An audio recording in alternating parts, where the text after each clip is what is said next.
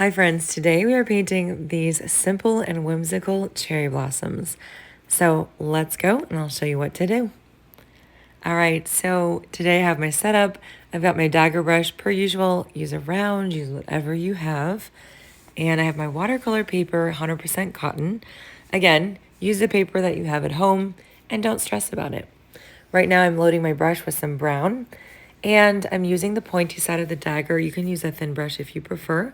A little bit of a thicker stem at the bottom. And we're just gonna do a slight S curve here. A little to the right, a little to the left.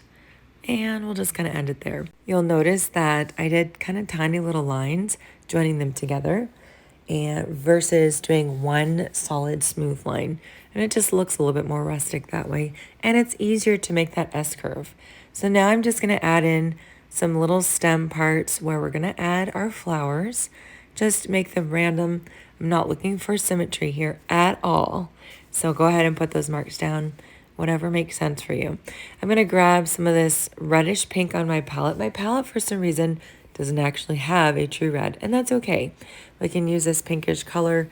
It's bright, it's vibrant, and we're just going to take that concentrated paint, make little dots. You can do this. This is simple. No stress, just easy putting those marks on the paper. And if you want, you can put them wherever you want. You don't have to just put them where there's a stem. You can always add a stem later. And now we're going to make sure that our brush is very clean. And we're going to start by adding in 5 petals. We're just touching our brush to that center and we are painting out a thin little petal, 5 in total. And the beauty of this is that the paint is starting to spread into that water that we're putting down. And it just creates a really nice, light and soft edge for these flowers. So continue to do that as you are observing what we're painting here. And we won't do 5 petals for everything, but I just love this technique, using that drop of saturated paint and then using the fresh water to spread it out. Now, obviously my water has a pink hue to it, so it's not that it's fresh, clean water, but if you want, you can use fresh water. I could do that right now, but I really like the pinkness that we're getting here anyway, so it's not stressful.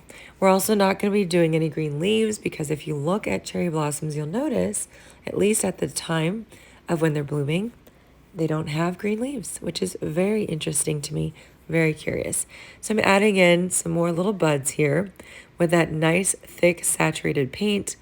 And we can do some side-facing flowers, just adding a couple kind of like bud shapes together. Or we can do just one little dot for some more larger flowers or just for those little buds that haven't opened yet. So I'm going to spread some of this out. And I'm just looking for a composition that looks balanced and that makes sense. And as I'm spreading this out, the thing I wanted to talk to you guys about today was this idea of dreaming. Do you dream? Do you have a full-time job, or are you full-time caretaker or part-time in some way? What are the things you do that occupy your time? And I'm sure you're very busy, but within that busyness, there are always little breaks of time. Do you ever find yourself dreaming? Dreaming about something that you wish were different? Maybe you wish you could go back to school. Maybe you wish you could start a garden. Maybe you wish that you could learn a language or an instrument or spend more time with family. When you engage in your brain with that type of thinking, you are thinking about something that could be, that isn't yet. It might be attainable for you, or it might feel like it's not attainable. But there is something very beautiful about engaging in that behavior, even if you know that that dream may not come true. And it might come true in the future. It might be something that is attainable, but it doesn't feel possible right now.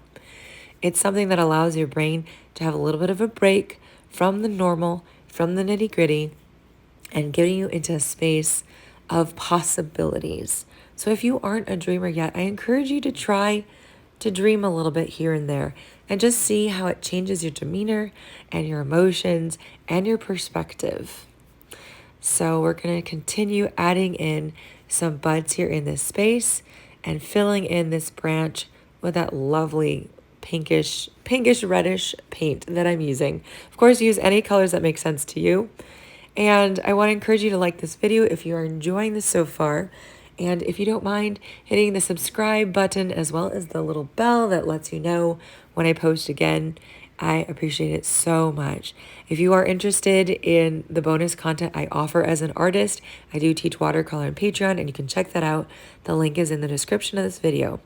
And it's more than just exclusive weekly tutorials. There's many options as well as art prints. We have a live stream every month. We have a community where we can connect and share photos of our artwork. And it's just really fun to do all those things together. So check that out if that interests you. All right, I've allowed this to have a little bit of time to dry. And I'm just going to remove a little bit of paint here with my clean damp brush. There's a little bit of too much paint. I didn't appreciate that. And so you can just take your damp brush and lift some of that color, and it comes off quite nicely. So now I'm going to take fresh water and I'm going to allow it to touch down, do a little bit of scrubbing just lightly so that some of that fresh paint from those flowers can start to blend with the fresh water and spread and bleed a little bit. This is going to create a really nice, I mentioned whimsical at the beginning of this video. It's going to create a really nice whimsical look for your flowers, as if these flowers are just bleeding off into the edges of the paper and creating really nice soft lines and soft edges. I think this is really pretty. These flowers are so light anyway, and it just creates another level of softness and delicateness that these have. I'm doing a little bit of splatter right now as well, a little bit of pink paint on my brush, just tapping that brush, and it gives a nice little magical touch to your flower composition. Thank you for being here, guys, and I'll see you on the next video.